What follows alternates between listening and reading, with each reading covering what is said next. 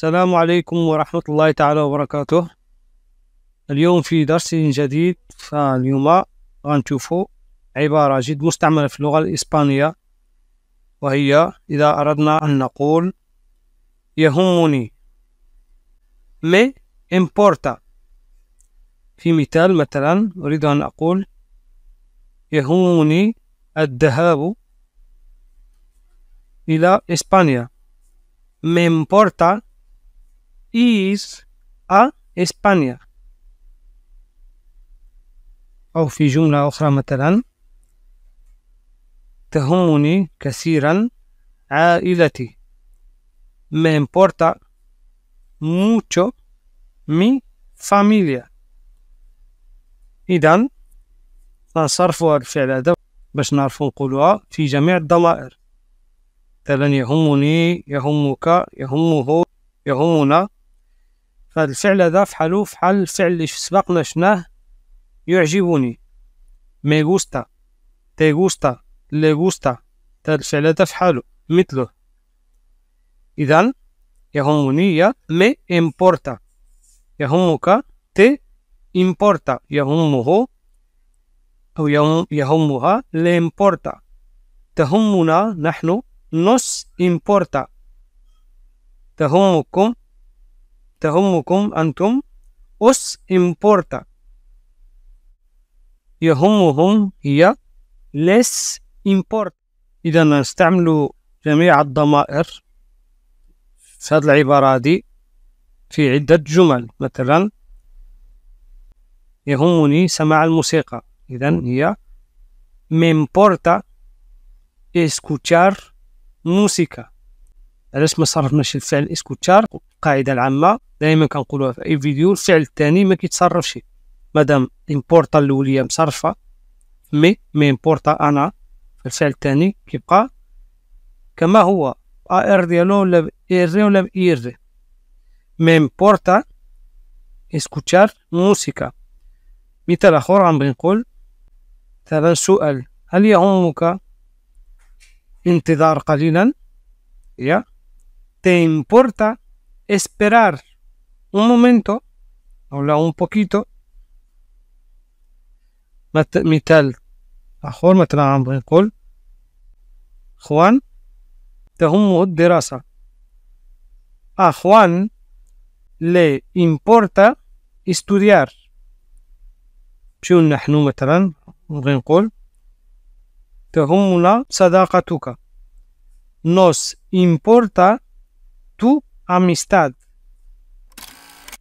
مثال آخر عم بنقول يهمكم التحدث غدا. os importa hablar mañana. مثال آخر عم بنقول مثلا يهمهم العمل هنا. les importa trabajar aquí. هذه الأمثلة للعبارات تهمني أو يهمك أو يهمه، يعني مع الضمائر. أما إذا كانت لا يهم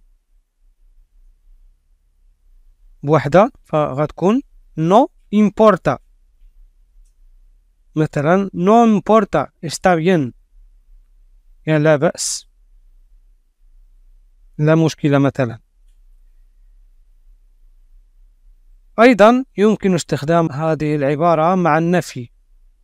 لا يهمني الذهاب إلى فرنسا. No me importa ir a Francia. أو لا يهمنا الأكل الآن. No nos importa comer ahora. أو مثلا لا يهمكم الانتظار قليلا. No os importa esperar un poquito.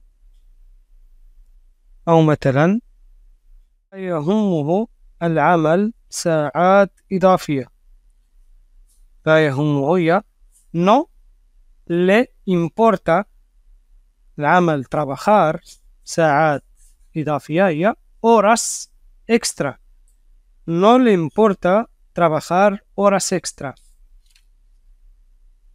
كما قلنا فإن الفعل هذا me importa فحل me gusta te gusta le gusta، ولكن gusta también تستعمل في الجمع. قشي gusta كترجع gustan.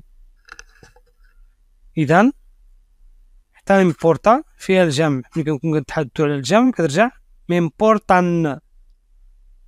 مثلا غنبغي نقول يهمني ولدك، مفرد الولد واحد، إذن me importa tu hijo. إذا أردنا أن نقول يهمني أولادك للجمع كنقولو me importan tus hijos. أو مثال آخر مثلا غنقول لا يهمني أشياؤك للجمع no me importan tus cosas. no me importan tus cosas. دابا نحاولو نشوفو تمرين وخصني هضر بعض الجمل تحاولوا ترجموهم من العربية الإسبانية. يهمنا الخروج الآن. لا يهمني التحدث الآن. يهمك سياراته. لا يهمها العمل 10 ساعات، فمهلة للتفكير.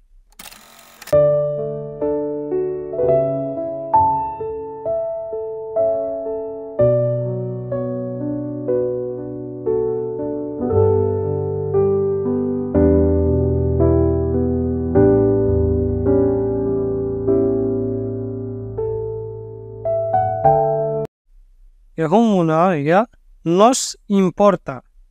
خروج هي salir الآن يا ahora. nos importa salir ahora. لا يهمني يا لا هي no. يهمني me importa no me importa. التحدث هي hablar. no me importa hablar ahora. الجملة الثالثة يهمك سياراته. ما هي سياراته الجمع sus coches. إذن واش تكون importa أم importan؟ طبعا بإني، لأن هنا نتحدث على الجمع. te importan sus coches.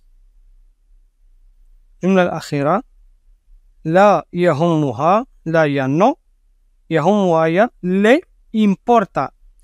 no le importa العمل هي trabajar 10 ساعات 10 horas. no le importa trabajar 10 horas.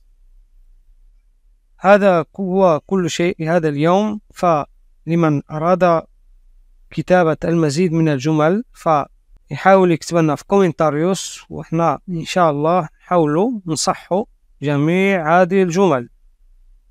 التحق بنا مع الطال.